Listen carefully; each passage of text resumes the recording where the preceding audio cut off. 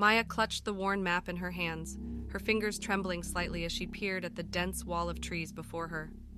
The forest loomed dark and mysterious, nothing like the friendly woods where she gathered berries in summer. This was the deep forest, where few from her village ever ventured. Behind her lay home, where her mother lay in bed, her face pale and her breathing shallow. The fever had come 3 nights ago, and nothing the village healer tried had worked. This morning, Maya had found an old book hidden beneath the floorboards of their cottage, its pages yellowed with age.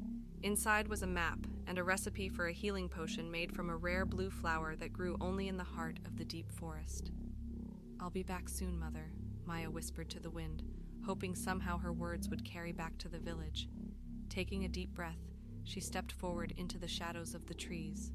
The forest seemed to close around her immediately. Sunlight filtered through the leaves in thin, dancing beams that barely touched the forest floor.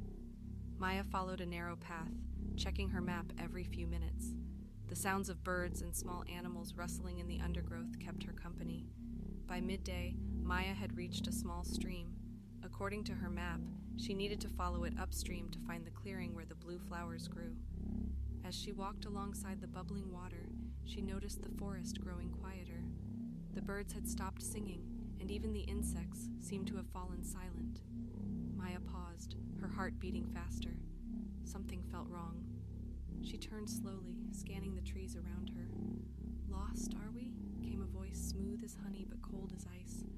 A figure stepped out from behind a large oak tree. He looked almost like a man, but his skin had a greenish tint, and his eyes gleamed like polished amber. He wore a cloak made of what looked like leaves stitched together, and a crown of twisted branches sat upon his head. "I'm not lost," Maya said, trying to keep her voice steady. "I know exactly where I'm going." The strange man smiled, revealing teeth that were just a bit too sharp. "A human child, all alone in my forest? What treasure brings you here, I wonder?" Maya clutched her bag tighter. "I'm looking for a blue flower. My mother is sick and I need it to make medicine." "Ah, the midnight bloom," the man said, nodding. "Rare and powerful indeed. I could help you find it, for a price." Something in his voice made Maya's skin prickle with warning. "What kind of price?" "Nothing much," he said, waving a hand casually. "Just your company. It gets lonely in the forest. Stay with me for a year and a day, and I'll give you all the flowers you need." Maya's heart sank. A year and a day? Her mother wouldn't last another week without help. "I can't," she said, "but thank you for the offer." The man's smile faded. "I wasn't making an offer, child. I was telling you how things will be." He stepped closer, and the plants around his feet seemed to bend away from him. "Humans who enter my domain pay a toll. You'll stay with me, or you'll never leave these woods at all." Maya backed away, her mind racing. The book had mentioned nothing about a forest guardian. She needed a plan, and fast. "Before I go with you," she said, "can I at least find the flower for my mother? I promise I'll come right back." The forest man laughed. "Do you think me a fool? You'll run the moment I let you out of my sight." "Then come with me," Maya suggested. "We can get the flower together, and I can send it home with a forest creature. Then I'll stay with you as promised." The man considered this, tapping his long fingers against his chin. "Very well," he finally said, "but try to trick me, and you'll regret it." They walked together along the stream, the forest man keeping close behind Maya. She could feel his eyes on her back, watching her every move. According to her map, the clearing should be just ahead. Sure enough, the trees opened up to reveal a small meadow bathed in sunlight. In the center grew clusters of flowers with petals so blue they almost glowed. "There they are," Maya breathed. "Take what you need," the forest man said, "but remember our agreement." Maya knelt beside the flowers and carefully picked several, placing them in her bag. As she worked, a plan formed in her mind. The book had mentioned that the forest guardian, though powerful, was bound by certain rules. One was that he could not cross running water after speaking a promise aloud. "Thank you for helping me," Maya said, standing up. "I'm ready to fulfill my promise now." The forest man smiled, pleased at her apparent acceptance.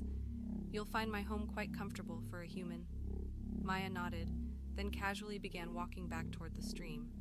The forest man followed, seeming relaxed now that she had agreed to go with him.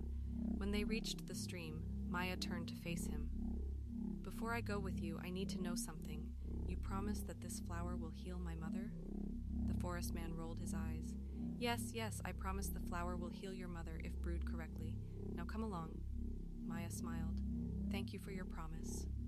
Then, quick as a rabbit, she leaped across the stream to the other side. The forest man lunged after her, but as his foot touched the water, he howled in pain and jumped back. He tried again with the same result, unable to cross. You tricked me, he snarled, his amber eyes flashing with anger. You promised the flower would heal my mother, Maya said, backing away. And everyone knows the forest guardian cannot cross running water after making a promise. It's in all the old stories. The forest man's face twisted with rage. Clever child. But remember this.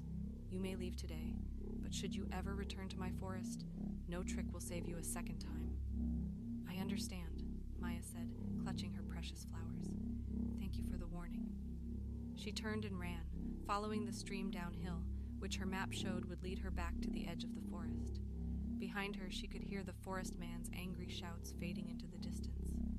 By sunset, Maya burst from the trees, breathless but triumphant. In her bag were the midnight blooms, enough to brew the healing potion for her mother and keep some seeds to plant in their garden at home. That night, as her mother sipped the blue potion and color returned to her cheeks, Maya told her story. Her mother listened with wide eyes, then hugged her daughter close.